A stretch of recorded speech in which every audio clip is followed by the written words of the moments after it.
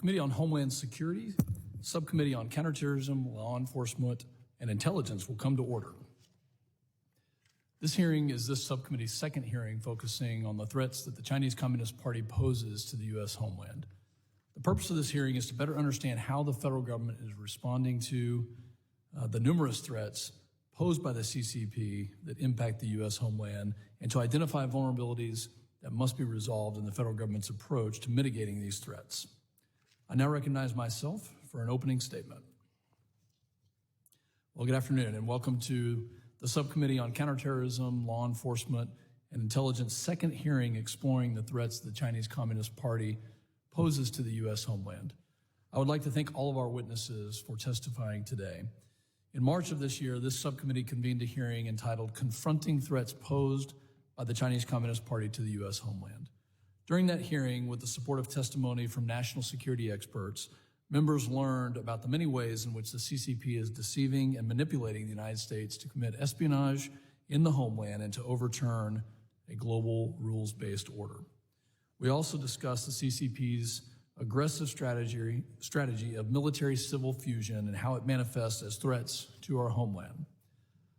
The subcommittee heard how the CCP is leveraging Confucius Institutes, programs the CCP claims are meant for language learning and cultural exchange at U.S. universities and colleges to recruit American scientists and researchers to promote military-civil fusion and suppress Chinese dissidents who are studying on American campuses.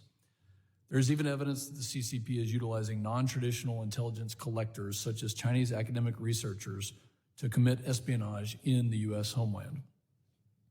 We learned that the CCP has orchestrated the theft of anywhere between $225 and $600 billion in intellectual property annually, according to the Commission on the Theft of American Intellectual Property.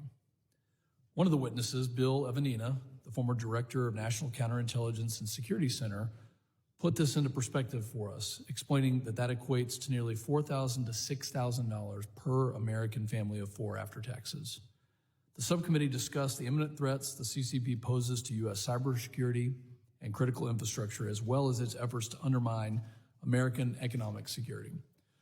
Furthermore, we heard how the CCP is refusing to cooperate in international counter-narcotics efforts, tacitly approving of the traffic of illicit fentanyl and related precursor chemicals needed to produce fentanyl from China to Mexico, fueling the American opioid crisis. Today, we will revisit all of these pressing issues and more. The committee will hear from the Federal Bureau of Investigation, the FBI, the Department of Homeland Security, regarding the role that each of those agencies play in mitigating CCP threats to the U.S. homeland. During this committee's worldwide threats hearing in November of 2022, FBI Director Wray stated that the greatest long-term threat to our nation's ideas, innovation, and economic security is the foreign intelligence and economic espionage threat from China. The FBI has investigated many cases of CCP intrusions, including making critical arrests surrounding the illegal Chinese police station operating in Manhattan, New York. Arrests the committee asked DHS and FBI about in an April 24th letter that remains unanswered at this point in time, and bringing those involved in the CCP's brazen cyber intrusions to justice. At the same time, DHS has begun to prioritize the threats posed by the CCP by crafting an unrealistic 90-day sprint that focuses on defending critical infrastructure, disrupting the global fentanyl supply chain, bolstering screening and vetting for illicit travelers from the People's Republic of China, mitigating PRC malign economic influence, securing the Arctic region, and mitigating counterintelligence threats posed by the PRC. While these efforts from both the FBI and DHS are necessary steps in the right direction, we must ensure countering the CCP is the highest priority for all entities involved in the Homeland Security enterprise. Unlike the Biden administration, previous administrations, including the Trump administration, acknowledged the threat posed by the CCP at a time when it was not popular to do so. For example, in November of 2018, the Department of Justice under the Trump administration launched the China Initiative to raise awareness and to identify and prosecute CCP trade secret theft and economic espionage, and to protect American critical infrastructure and supply chains from CCP's malign influence. In February 2022, the DOJ ended the China Initiative, in which they said was in favor of a broader approach to countering nation-state threats. However, it appears the decision was motivated by nothing more than identity politics, fueled by unfounded accusations that investigations under the initiative were excessive or racially biased. In fact, Assistant Attorney General Matthew Olsen admitted that he had not seen any indication of bias or prejudice in decision-making by the Department of Justice in the related cases, and that actions were driven, quote, were driven by genuine national security concerns. Following the scuttling of the China Initiative, security experts warned that the action emboldened China to increase its spying on the United States. In a similar fashion, on January 12, 2021, in the final days of the Trump administration, DHS published the DHS Strategic Action Plan to counter the threat posed by the People's Republic of China. Again, January 12, 2021. This comprehensive plan laid out 4 critical areas of focus for DHS to counter CCP malign efforts. They included border security and immigration, trade and economic security, cybersecurity and critical infrastructure, and maritime security. Following the transition to the Biden administration, DHS continued to work consistently on mitigating CCP threats from the component level. However, there was not a clear message regarding DHS headquarters priorities in the issue space until recently. On April 20th, 2023, Secretary Mayorkas issued the 90-day People's Republic of China threats sprint, displaying an encouraging shift in the department's focus to threats emanating from the CCP. However, 90 days is not sufficient to undo the CCP's 73-year-long campaign to undermine the United States and our national security interests. China has been racing ahead for decades while we sprint to catch up. We must do more. Both DHS and the FBI need to form long-term strategic plans like the ones established under the Trump administration that can counter evolving threats from the CCP now and into the future. I want to reiterate what I said when the subcommittee met for its first hearing this Congress. This conflict is not with the individual citizens of the PRC. This conflict is with the CCP, an authoritarian regime that commits genocide against its own people, censors free speech across the globe, and aims to end democracy as we know it. We must ensure we are enacting common sense policy and strategy that can mitigate CCP aggression in the homeland. We need to rise above personal politics and confront the grave security threat posed by the CCP together. I hope that during this discussion we can have a bipartisan hearing that talks about the threats, that gets rid of the distractions that I think have captured the politics over the last 2 years, and really focus on what is happening from the CCP as it affects our own homeland.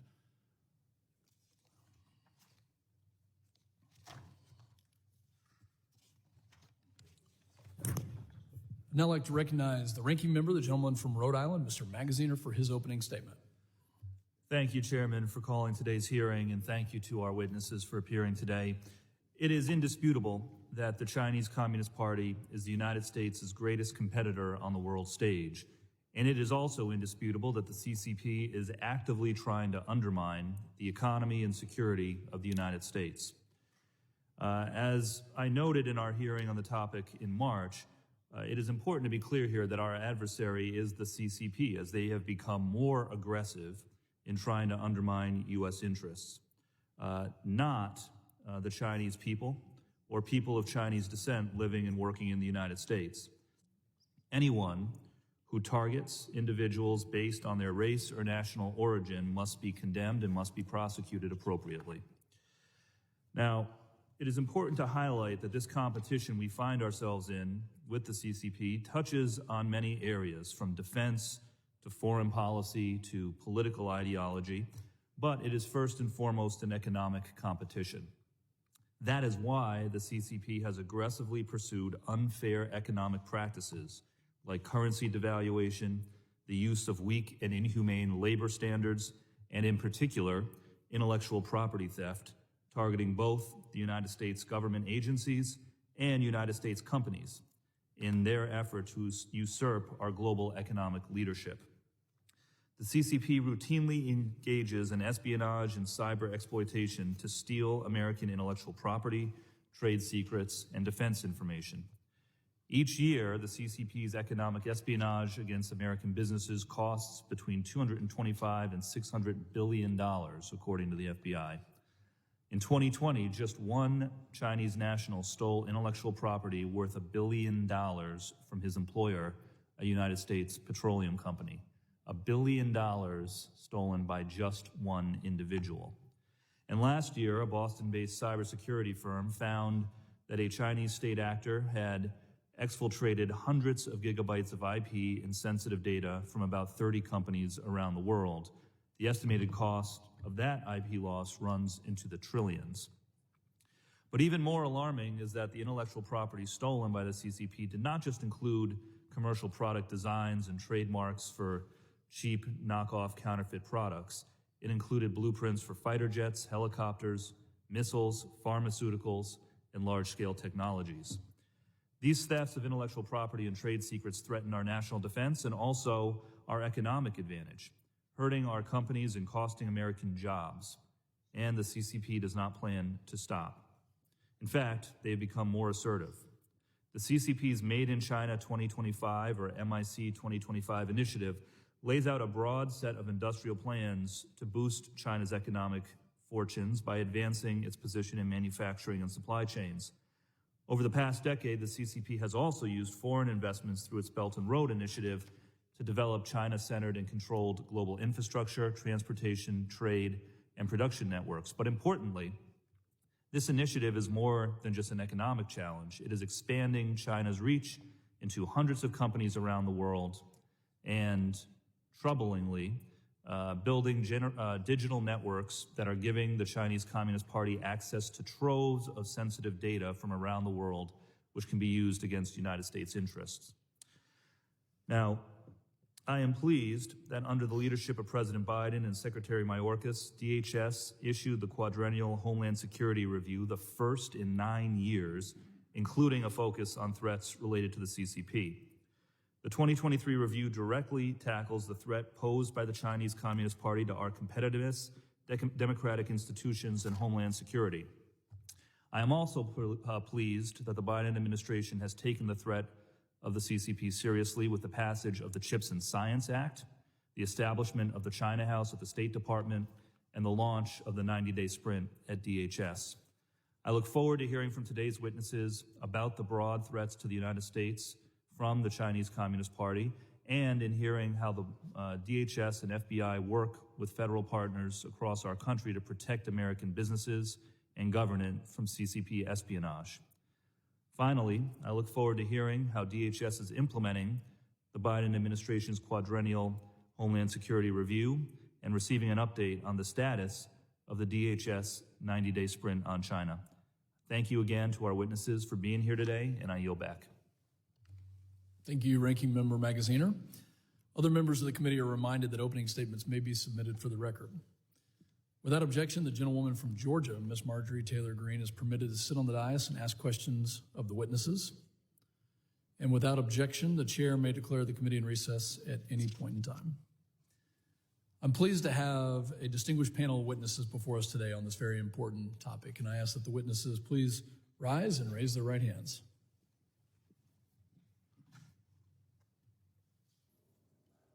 Do you solemnly swear that the testimony you will give before the Committee on Homeland Security of the United States House of Representatives will be the truth, the whole truth, and nothing but the truth, so help you God? Thank you. You may be seated. Let the record reflect that the witnesses have answered in the affirmative. I'd now like to formally introduce our witnesses. Ms. Jill Murphy is the Deputy Assistant Director of the Federal Bureau of Investigation's Counterintelligence Division. Ms. Murphy began her career with the FBI in 2002. Her initial work with the FBI included investigations of Asian organized crime in America and worked with the Joint Terrorism Task Force to focus on the fight against al-Qaeda and its affiliates. In 2010, Ms. Murphy transitioned to the China Counterintelligence Division at FBI headquarters.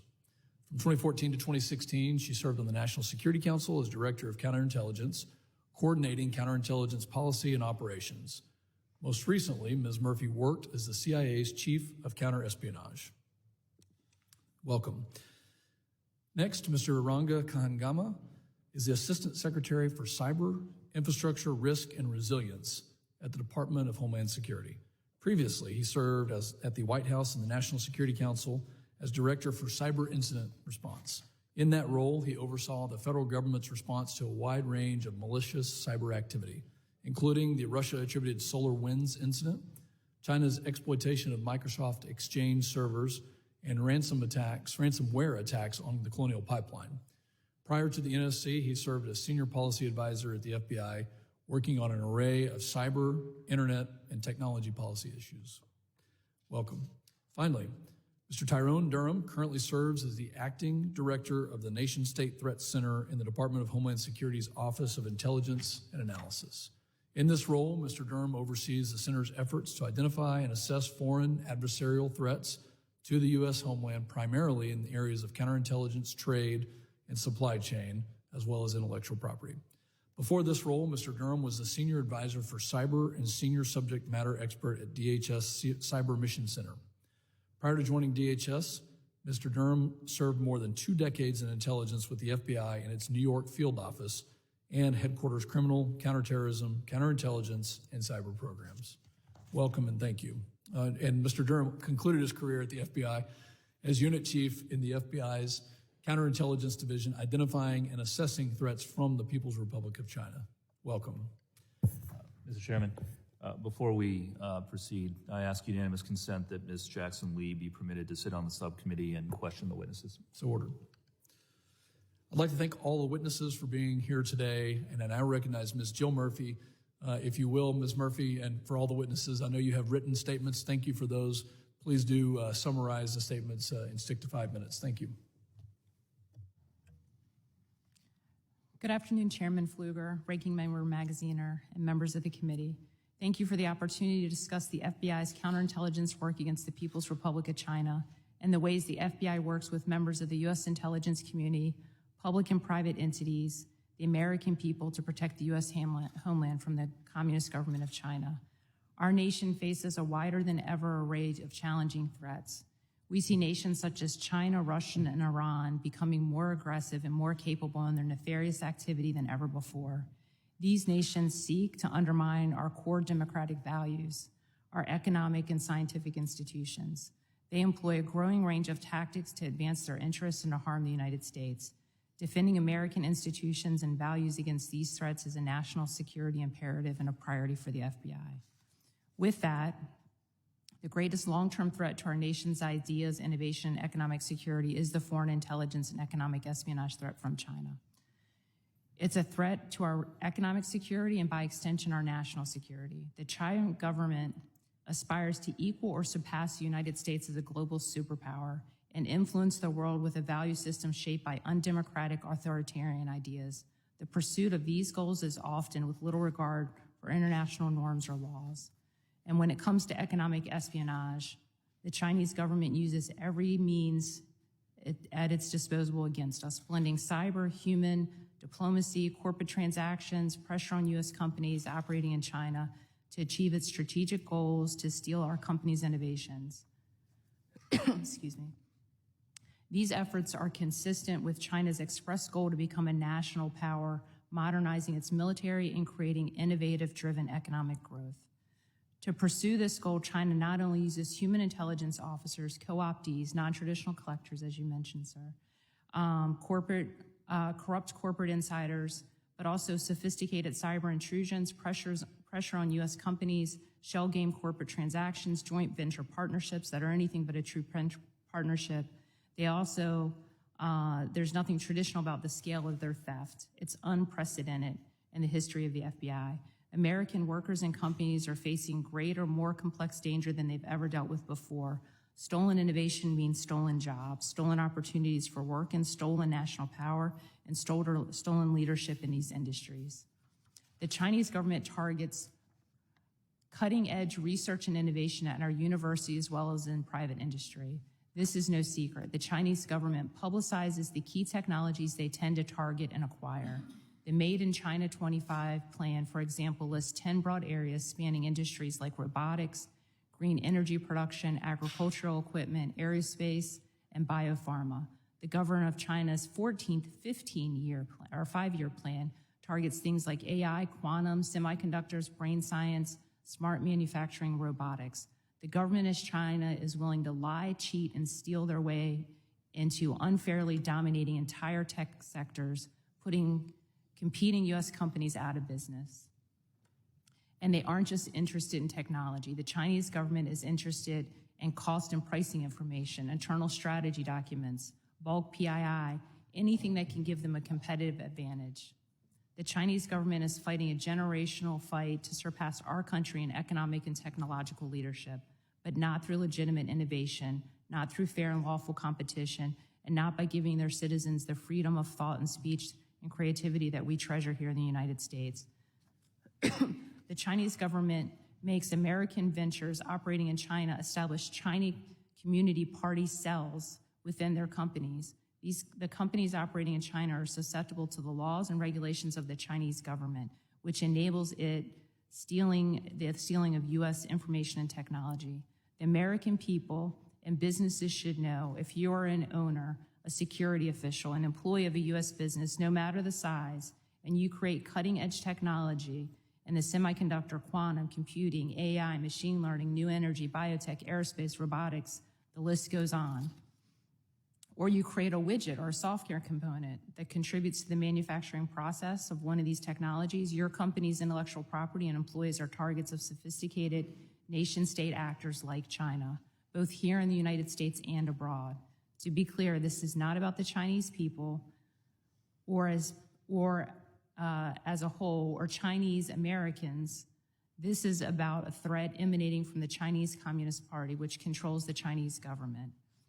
Finally, the strength of any organization is its people. The threats we face as a nation have never been greater or more diverse, and the expectations on the FBI have never been higher. Our fellow citizens look to the FBI to protect the United States from all threats, and the people of the FBI continue to meet and exceed those expectations every day. I want to thank them for their dedicated service. Thank you for the opportunity to testify today, and I look forward